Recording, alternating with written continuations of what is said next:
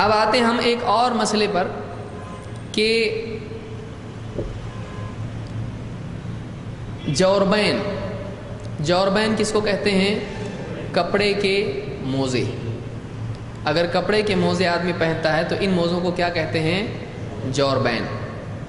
مغیرہ ابن شعبہ رضی اللہ عنہ فرماتے ہیں توضأ النبی صلی اللہ علیہ وسلم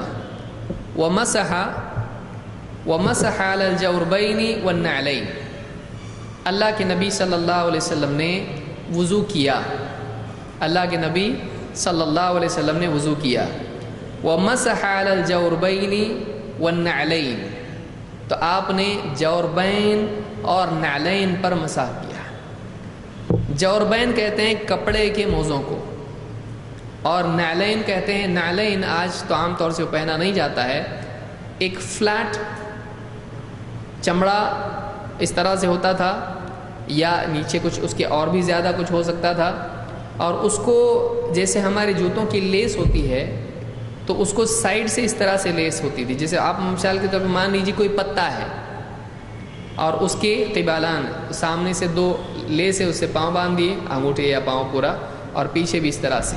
تو جس کو سٹریپس ہوتے تھے جیسے سینڈل میں ہوتے ہیں، لیکن عام طور سے سینڈل بالکل زیادہ بڑی ہوتی ہے، تو وہ نیچے کچھ ہے اور اس کو ایسا کر کے باندھ دیا، پھر ایسا باندھ دیا، تو اس کو کیا کہتے ہیں؟ نعلین. یہ بہت پتلا ہوتا ہے اور زیادہ مطلب چل سکتے ہیں اس کے اندر، اس کو نعلین کہتے ہیں. سینڈلز آپ بول سکتے ہیں، ان کو ترجمے میں اس کے لیے کچھ اور لفظ ہے نہیں، اس کو سینڈل ہی بولنا پڑے گا. لیکن آج کل کے سینڈل بہت الگ ہوتے ہیں، تو اس زمانے کے معاملات الگ تھے، اس کو سینڈل کہا جا سکتا ہے. تو آپ صلی اللہ علیہ وسلم نے جوربین پر اور نعلین پر مسح کیا ہے. اس سے بات معلوم ہوتی ہے کہ جوربین پر مسح کر سکتے ہیں.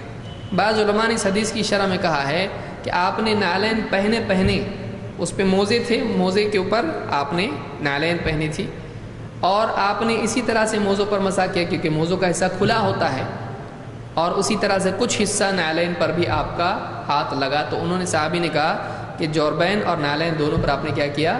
مسح کیا. یعنی آپ نے وہ جوتیاں یا نعلین پہنے موزوں پر مسح کیا. ایسا کر سکتے ہیں. جیسے کوئی آدمی اس کی صاف ستھری سینڈلز ہوں، اس کے اوپر وضو کر رہا ہو، یا اس کو پہنے ہوئے ہو اور موزے پہنے ہوئے ہو، پورا وضو کرے اور اگر اس پہ مسح کر لے موزوں پر، اور کچھ حصہ اس کے سینڈلز پر ہو جائے تو یہ چلے گا؟ چل سکتا ہے، کوئی مسئلہ اس کا نہیں ہے. اس کو امام ابو داؤد، ترمذی اور ابن ماجہ نے روایت کیا ہے. اس حدیث سے بات معلوم ہوتی ہے، اور ایسی اور بھی روایتیں ہیں کہ ایک آدمی اپنے جوربین پر مسح کر سکتا ہے. جوربین کپڑے کے موزے. بہت سارے لوگ اس کو غلط سمجھتے ہیں کہ ایسا نہیں کر سکتے ہیں. حالانکہ امام ابو حنیفہ رحمۃ اللہ علیہ نے اپنی وفات کے کچھ دن پہلے، 4 یا 5 دن پہلے کہا، اپنے اس قول سے رجوع کیا. وہ بھی شروع میں کہتے تھے کہ نہیں کرنا چاہیے، کپڑے کے موزوں پر مسح نہیں کرنا چاہیے، وہ شروع میں کہتے تھے. لیکن اپنی وفات کے کچھ دنوں پہلے انہوں نے اپنا وہ مسئلہ چھوڑ دیا، اور وہ بھی اس کے قائل ہو گئے کہ کپڑے کے موزوں پر مسح کر سکتے ہیں. تو اس سے، اور یہ ظاہر بات ہے اللہ کے نبی صلی اللہ علیہ وسلم کا عمل ہے، تو ہمارے لیے زیادہ بڑی دلیل ہے. اگرچہ ہم اماموں اور علماء کی باتوں کو بھی دیکھتے ہیں، لیکن یہ مطلب نہیں کہ ہم نبی کے مقابلے میں ان کی بات کو مانیں. ہم کو نبی صلی اللہ علیہ وسلم کی بات کو دوسروں سے ترجیح دینا چاہیے.